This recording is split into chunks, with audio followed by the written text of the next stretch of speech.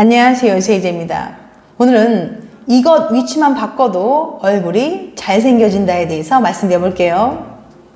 구독과 좋아요, 알림 설정까지 해주실 거죠? 그럼 바로 시작할게요.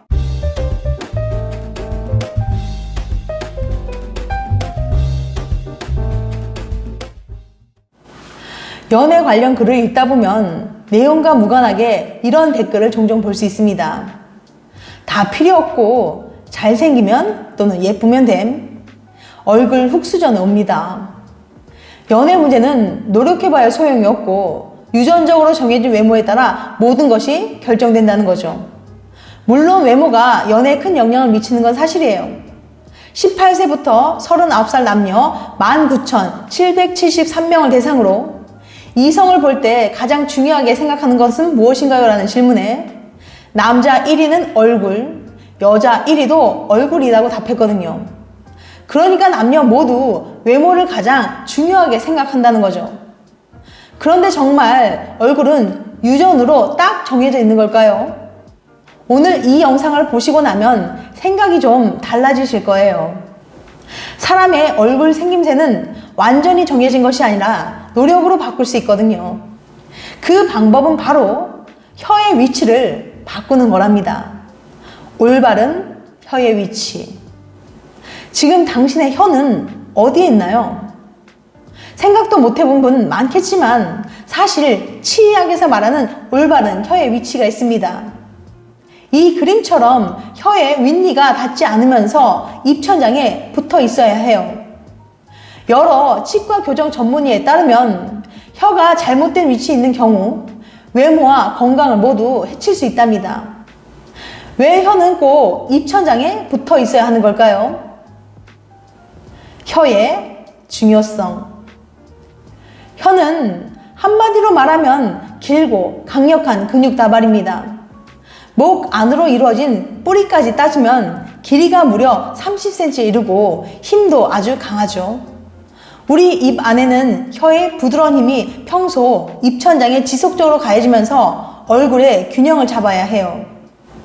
그런데 혀의 위치가 이상한 경우는 얼굴도 서서히 안 좋은 쪽으로 모양이 바뀌게 되는 거죠. 얼굴 골격은 단단한 뼈로 되어 있는데 어떻게 모양이 달라질 수 있냐고요? 사실 두개골은 뼈가 하나가 아니라 여러 개의 뼈가 결합된 구조물이에요. 이 결합 부분은 석고처럼 단단하게 고정된 것이 아니라 섬유질로 되어 있어서 시간이 지나면서 조금씩 움직여요. 따라서 혀가 얼굴 안쪽에서 계속 힘을 가하다 보면 점차 그 힘에 의해 골격이 바뀌어갈 수 있는 거예요. 특히 혀가 제 위치에 있을 경우 밀어 올리게 되는 상악골은 안면의 대부분을 구성하는 중요한 부분이죠.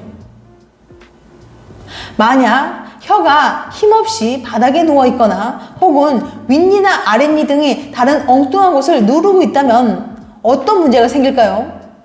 첫째, 이가 자리 잡을 공간이 모자라게 됩니다. 뺨 근육이 중력 때문에 입안을 양쪽에서 계속 누르고 있거든요.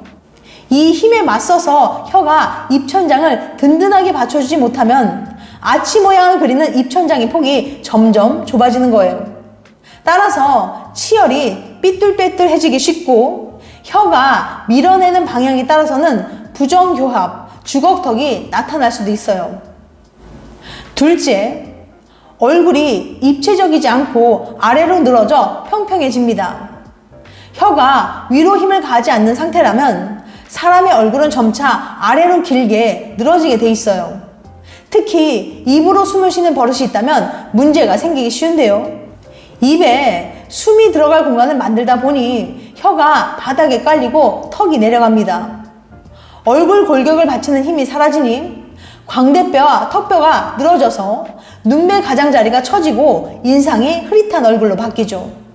긴 시간에 걸쳐서 이런 이미지들과 같은 모습이 되는데 이런 얼굴을 아데노이드형 얼굴이라고 합니다. 혀 위치 바꾸기 연습. 최근 이런 사실이 알려지면서 서구권은 소셜미디어를 중심으로 혀 위치 바꾸기 열풍이 불고 있어요. 이 연습 방법을 교정 전문인 마이클 뮤 박사의 이름을 따서 뮤잉이라고 부릅니다. 뮤잉을 실천하면 광대뼈가 착 골라붙고 턱선이 또렷해지면서 단호하고 입체적인 얼굴을 가질 수 있게 된다고 해요. 마이클 뮤 박사는 당신 얼굴의 잠재력을 최대한 발휘하려면 혀 위치를 바꿔라 라고 말하고 있습니다. 그럼 어떻게 연습하면 되는지 구체적인 방법을 알려드릴게요. 첫 번째 방법, 혀를 차서 똑 소리 내는 요령 아시죠? 그 소리를 내기 직전처럼 혀를 입천장에 붙이세요. 혀끝만 대는 것이 아니라 혀 전체를 입천장에 수납하는 것이 포인트예요. 이때 혀끝이 윗니에 닿으면 안 됩니다. 방법 2, 턱에서 살짝 힘을 빼서 윗니와 아랫니가 서로 닿지 않게 합니다. 이가 닿으면 무의식적으로 힘이 들어가서 이를 악물기 쉬워요. 방법 3, 입술은 가볍게 닫습니다. 이 상태로 평소처럼 숨을 쉬세요. 이렇게 하면 혀가 바른 자세를 취하고 있는 거예요. 이 상태가 24시간 유지되면 좋겠지만 그렇지 않더라도 생각날 때마다 이 상태를 유지하려고 노력해보세요. 해보면 아시겠지만 버릇이 안 된 상태에서는 생각보다 쉽지 않습니다. 처음엔 마치 혀가 벌 서는 것처럼 힘들고 부자연스러울 수 있어요. 하지만 한 달 정도 의식하고 노력하면 그 이후로는 습관이 되어서 자연스럽게 혀를 입천장에 붙이고 다닐 수 있게 된답니다. 저는 오늘로 일주일째인데 아직 약간 어색해요. 너무 늦지 않았을까요? 해외에서 흔히 나오는 질문이 성장기가 끝난 어른이 혀 위치를 바꾼다고 효과가 있냐는 거예요.